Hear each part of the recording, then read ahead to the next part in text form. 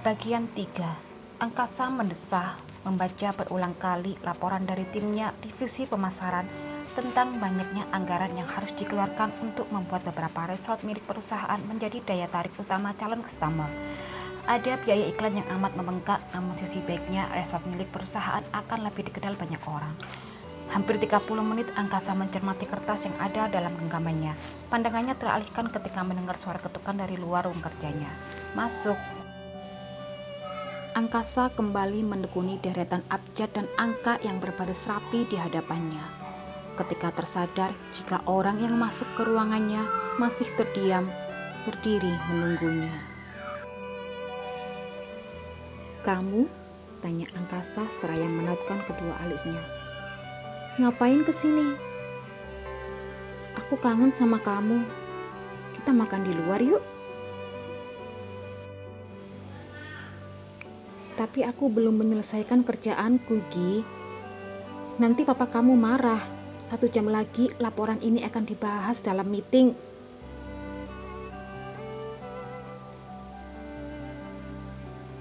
Sudah. Kalau enggak mau ya sudah. Tidak usah memakai alasan papa marah segala. Aku balik saja kalau begitu."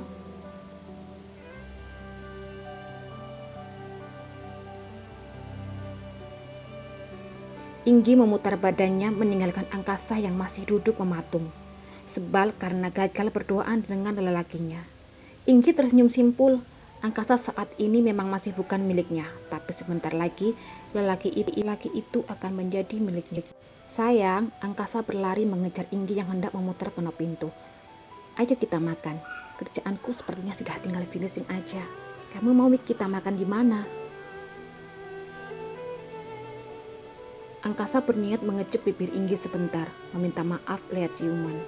Namun Inggi justru menautkan tangannya di leher Angkasa. Menjejakkan lidah, saling menjelajahi. Lelaki itu melepas bibirnya, kemudian mengecup kening Inggi. "Kalau diterusin, nanti ketahuan sama orang lain. Aku enggak mau karirku hancur hanya karena kita ceroboh. Apa kata orang nanti?" "Bagaimanapun, kamu adalah atasanku. Kalau kita sudah resmi, baru kita pamerkan hubungan kita pada semua orang. Kita lanjut di luar saja ya."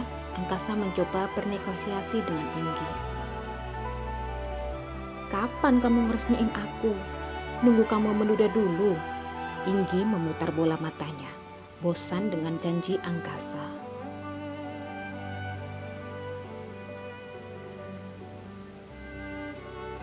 "Secepatnya, aku janji. Tapi aku tidak bisa meninggalkan istriku begitu saja. Tidak mungkin.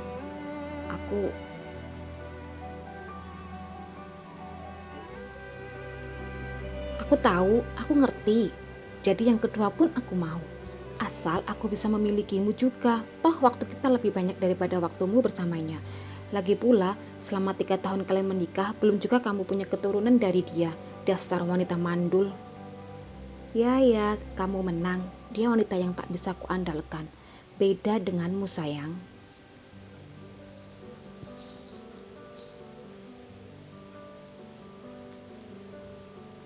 Inggi tersenyum kemudian meninggalkan ruangan Angkasa. Segera lelaki itu meraih kunci mobil di atas meja, lalu bergegas menyusul Inggi yang sudah lebih dulu menuju parkiran. Berulang kali lelaki itu mencoba mengabaikan panggilan dari ponselnya. Namun lama-kelamaan dia akhirnya mematikan benda pipih itu, jengah dengan dering dan getar yang mengganggu malamnya. "Kenapa?" Seseorang wanita duduk di samping lelaki itu, menyerahkan secangkir kopi yang masih mengeluarkan asap.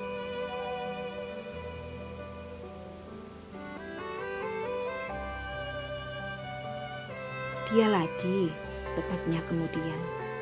Lelaki itu hanya mengangguk, menyesap kopinya yang perlahan mengalir di tenggorokannya.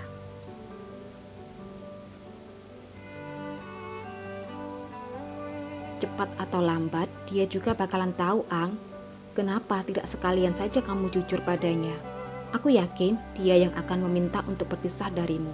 Jadi kalian bisa segera menyudahi pernikahan kalian." Perempuan itu merebahkan kepalanya di bahu angkasa. Tangan kirinya berputar-putar di dada bidang lelaki yang sudah menjadi suaminya.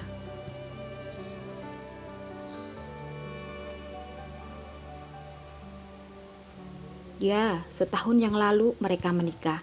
Setelah sebelumnya Inggi mengancam akan meninggalkan Angkasa jika mereka tidak segera menikah. Angkasa yang tidak bisa berkutik segera mengabulkan permintaan Inggi. Dengan syarat, mereka harus menyembunyikan hubungan mereka di lingkungan kantor sebelum Angkasa berpisah dengan Laisa. Karena Angkasa masih tidak ingin merusak karir pekerjaannya yang susah payah dia gapai. Tapi aku harus bilang apa? Tak mungkin aku datang lalu tiba-tiba mengatakan tentang kita. Dia akan sangat terpukul. Angkasa menjambak rambutnya, bingung harus bersikap bagaimana. Di satu sisi, dia kasihan pada Laisa. Tapi di sisi lain ada wanita yang harus dia perjuangkan. Seorang wanita yang telah menjadikannya lelaki sejati.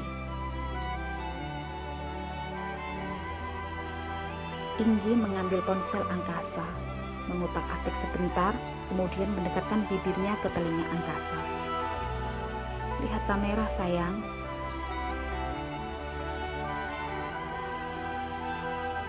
Angkasa membaca halaman olahraga dari sebuah koran lokal. Pertandingan sepak bola menjadi topik utama pada judul berita. Menyesap kopinya perlahan, lelaki itu masih menekuni deretan kalimat dan sesekali dahinya mengernyit. Pandangannya teralihkan begitu mendengar suara teriakan dari dalam rumahnya dan Inggi. Ada apa?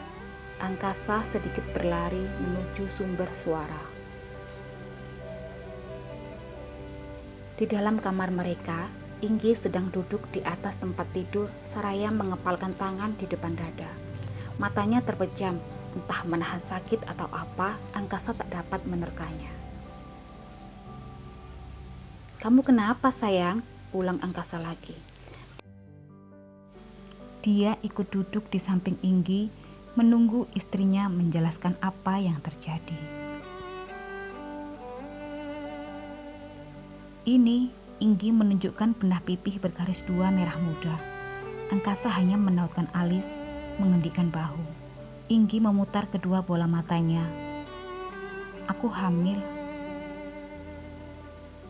Angkasa menatap benda pipi yang berada di tangannya dan wajah Inggi bergantian, mencerna hubungan antara benda pipi itu dan ungkapan kehamilan Inggi. Mengetahui suaminya yang kebingungan, Inggi menjelaskan nama dan fungsi benda yang dia pegang. Dulu, ketika aku tahu aku hamil, aku bingung harus bagaimana. Untung saja kedua orang tuaku mau menerima bayi itu. Sekarang aku bahagia, kehamilanku yang kedua ini kamu ada di sisiku. Inggi memeluk Angkasa erat. Angkasa membalas pelukan Inggi, membenarkan pengakuan wanita yang dulu sendirian menghadapi semuanya. Kini dia ada di sini. Angkasa sudah berjanji kepada kedua orang tua Inggi untuk membahagiakan ini, menebus kesalahannya terdahulu dengan selalu berada di sisi wanita itu. Bukan maksud hati untuk membuat Laisa kecewa. Jauh di dalam hatinya, Angkasa benar-benar mencintai wanita itu. Akan tetapi nasi sudah terlanjur menjadi bubur. Hubungan gelapnya dengan Inggi sudah diketahui wanita itu. Dia tahu ini memang salah, namun Inggi benar-benar sangat menggoda imannya. Lelaki mana yang tak akan mau disuguhi wanita cantik yang lengkap dengan kekayaannya. Ditambah Inggi telah memberikan sesuatu yang tak bisa Angkasa miliki dengan Laisa. Angkasa kembali meluruskan pandangan ke depan, melajukan juk merahnya dengan lambat. Kepadatan jalan Ahyani meski jam pulang kantor masih lama, membuat dirinya harus bergumul dengan hiruk-pikuk jalan raya. Sebelah tangannya melonggarkan dasiang beserta 2 kancing angin ketika tiba-tiba dadanya menjadi sesak. Masih terekam jelas dalam matanya bagaimana Laisa menangis karenanya. Angkasa tahu wanita itu terpukul oleh kenyataan yang tak pernah terlintas dalam rapor rumah tangganya. Terlebih, Laisa juga tahu jika Inggi kini tengah mengandung anaknya. Angkasa paham betul sejak 3 bulan pasca dirinya menikah dengan Laisa, wanita itu selalu saja mengeluh karena tak kunjung hamil, dan Angkasa selalu menjadi penenang ketika Laisa mulai merajut. Angkasa awalnya tidak terlalu peduli dengan keluhan-keluhan istrinya. Dia beranggapan jika mungkin belum saatnya mereka memiliki anak. Tapi sejak usia pernikahan mereka menginjak di tahun ketiga, pegangan itu mulai goyah. Beragam serangan mulai dari keluarga besarnya hingga teman-temannya yang menanyakan kapan menjadi ayah perlahan melenturkan janjinya. Dia mulai melakukan pemeriksaan kalau saja ada yang salah dengan tubuhnya. Namun hasil yang dia terima dari dokter menyatakan jika dia baik-baik saja. Begitupun dengan Laisa yang dia paksa untuk memeriksakan tubuhnya juga. Hasilnya juga membuat mereka yakin jika ini memang belum saatnya. Lewat pertemuannya kembali dengan Inggi yang secara kebetulan menjadi atasannya, Angkasa mulai menyadari kenapa Tuhan enggan memberinya anak dengan Laisa.